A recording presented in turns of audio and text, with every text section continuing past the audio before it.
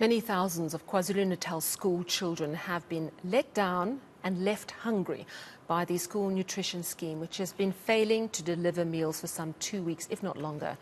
Over 5,400 schools in the province have been affected, and while some food is apparently coming through, the issue is by no means fully resolved. There are calls for the company that's meant to provide these meals to be axed, and I'm joined now by the Provincial Secretary of Teachers Union Sadtu in KwaZulu-Natal, Nomarashiya Caluza. Thank you so much for joining us this evening.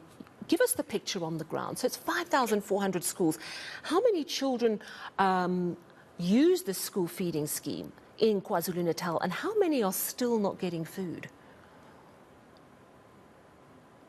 Thank you for hosting us. KwaZulu-Natal being a rural province and having a high level of poverty, as we know, majority of our schools are benefiting, which means millions and millions of learners are benefiting from the National School Nutrition Program.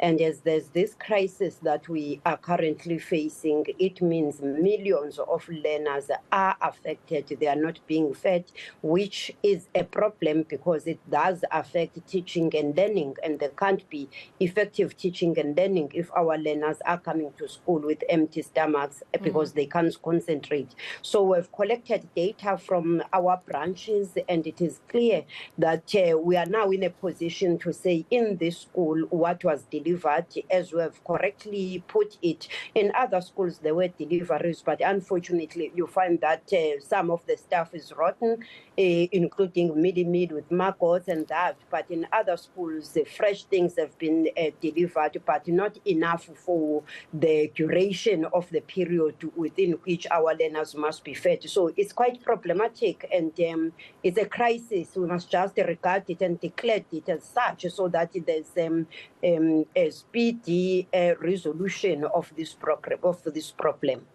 Absolutely. So you say you've been collecting data. Are you able to say what percentage of children are still going hungry because of this problem?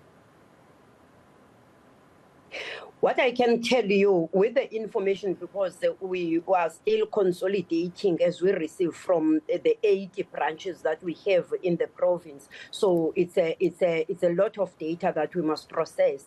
We are still consolidating that, but I can tell you that in almost all the districts, even though the levels are not the same, the levels of the problem are not the same. Like, for instance, you find that in areas like Uthukela, there's progress that is being made, but in other areas it's still difficult. But I do not want to thumbsuck this data. As I've said, we've just received it. We are consolidating and we'll be working on it. Tomorrow we'll be in a position to tell the public if there's a need to say how many learners and how many school days have been affected, how many schools where learners were not fed, and how that has impacted negatively on teaching and learning. Yeah, I mean, as you say, it's very hard to learn on an empty stomach. And these are kids who sometimes it's the only meal they get. There's great poverty in certain areas of KwaZulu-Natal.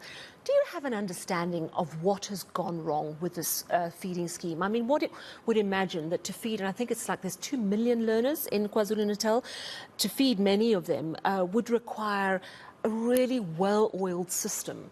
What went wrong?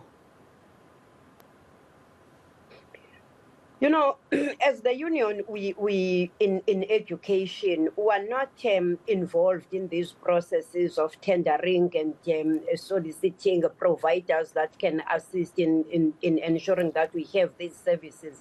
But we have developed interest because of this problem, not the interest of participating in the processes, but to say, what is it that has happened? We're talking to the MEC, talking to the HOD to say, what really happened? Because in the past, we have never experienced this problem, even though there has been some challenges even in the past. What we can tell you now is that seemingly there's issue of capacity or lack of capacity on those that are assigned with these responsibilities. I mean the service providers, but I can't tell you which service provider did what, because we are not interested in that and we are not involved. Our interest as the union is that the department, because there are funds, there are state funds that are with the department, we want to see the department providing timelessly these services in this particular case, making sure that our learners have food in front of them in the classroom so that they can concentrate. But all what is happening is now giving justification to the call that we made a long time ago as the union to say it is not correct to involve tenders in this process because education is a human rights issue. So if our learners are going for days without being taught because they can't effectively learn, it means this whole crisis and chaos is tempering with the access to the human basic rights, with the basic human rights, which is the right to education by our learners. So our call as such is that the department should have allocated funds to school governing bodies so that each school takes the responsibility of ensuring that the learners are being fed every day without fail. But we made this call long time ago. Seemingly, no one is interested in listening, and that is why we're getting into this crisis. Yeah, so your focus should be on teaching, but as you say, if children are not being fed, then you have to focus on that. You make an excellent point also that it might be a more effective system if it's drilled down right to each school to organise the food. I want to ask for your comment on the way provincial and national government education authorities have been communicating on this, because there was a presser last week and there was a sense that it was basically sorted out. Have you been satisfied with the way the authorities have communicated on this issue? You know, our take as the union is that those who have authority over this whole thing have to be decisive because it's clear there's a problem. Now, giving false hope does not assist, because you keep on giving hope that you are sorting this thing or it has been sorted, only to find that it's getting worse. Few schools are being assisted or are getting the correct staff that is supposed to be there. Decisive decisions must be taken. We mean the MEC, the HOD, even the minister herself must be decisive on this issue. Whilst we appreciate the fact that there's investigation by the premier, by the minister, or by the department in the province of KwaZulu-Natal, what is more important is that in the meantime, what is done to make sure that our learners have food? What is being done by the department to ensure that all schools and all learners and all teachers can focus on their core business, which is teaching as well as learning, without any interruptions, whilst the department is sorting its own challenges? That is where our interest is. Of course, investigations must take place, but whilst we are investigating, as we know, investigations can go for a very long time. What is the immediate solution that the department and everyone who is concerned about this, I mean those who are in the DPE, as I've said, and the premier, what is it that they are doing to ensure that there's a plate in front of our learners?